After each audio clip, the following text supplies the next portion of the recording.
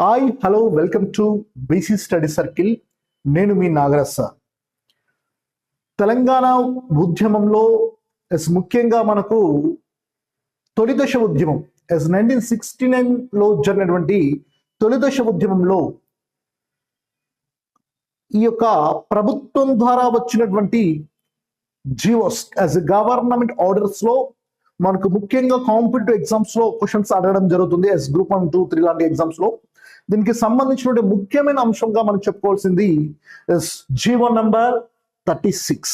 1969లో ఒక చారిత్రాత్మకంగా వచ్చినటువంటి ఒక విషయంగా మనం చెప్పవచ్చు జీవో నంబర్ 36.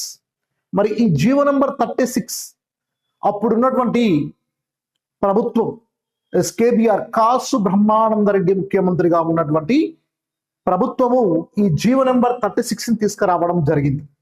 మరి ఈ జీవో నెంబర్ 36ని తీసుకురావడానికి ముఖ్య కారణం ఏంటి? అసలు ఎందుకు వచ్చింది ఈ జీవో నెంబర్ 36? ఏ కారణం చేత వచ్చింది? ఏ రోజున వచ్చింది? మరి ఏమని చెప్పింది ఈ జీవో నెంబర్ 36? మరి తర్వాత జరిగినటువంటి పరిణామాలు ఏంటి ఈ జీవో నెంబర్ 36 విషయంలో? మరి దాని గురించి ఈ రోజు వివరించుకుందాం.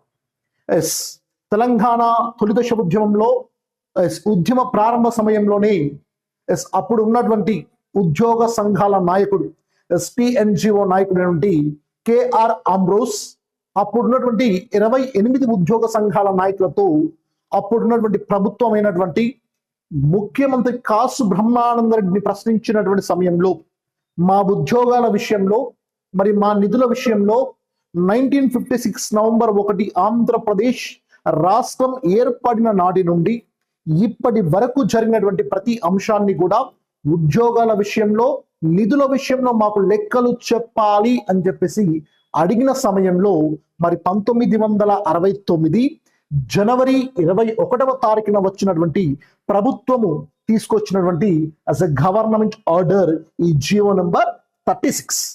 మరి ఈ జీవో నెంబర్ 36 ఎవరి విషయంలో వచ్చింది అంటే ఉద్యోగుల విషయంలో వచ్చింది.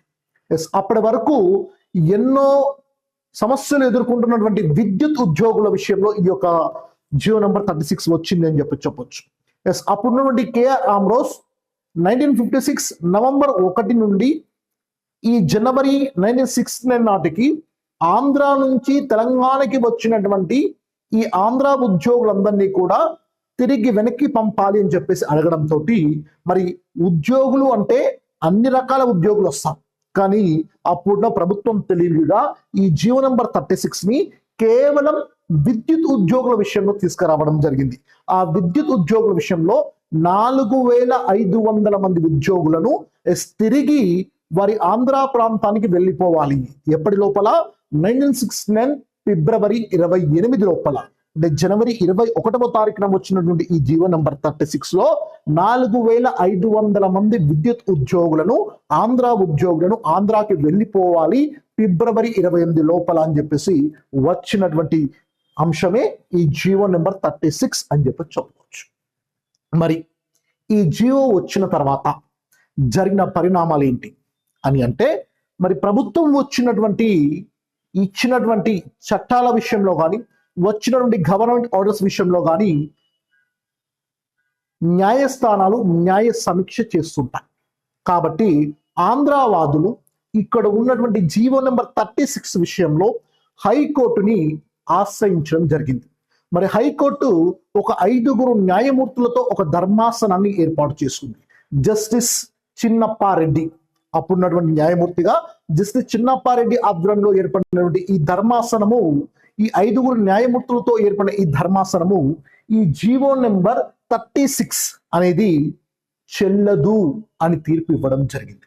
మరి ఆందోళనకారులు, తెలంగాణకు సంబంధించినటువంటి ఆందోళనకారులందరూ కూడా మరి మా ఉద్యోగాల విషయంలో మరి మా ఉద్యోగాలను ఆంధ్ర వాళ్ళు తీసుకెళ్తున్నారనే ఉద్దేశంలో ఆంధ్ర వాళ్ళని వెళ్ళిపోవాలని చెప్పిన సమయంలో మరి అప్పుడున్న ప్రభుత్వం ఏమని ఇచ్చిందంటే, వీళ్ళందరినీ కూడా ఆంధ్రాకి పంపే బదులు అక్కడ కొత్తగా కొన్ని న్యూమరికల్ పోస్ట్ని ఏర్పాటు చేసి వారికి అక్కడనే పని ఇవ్వాలి అని చెప్తూ జీవో నెంబర్ 36 చెల్లదు అని చెప్పింది.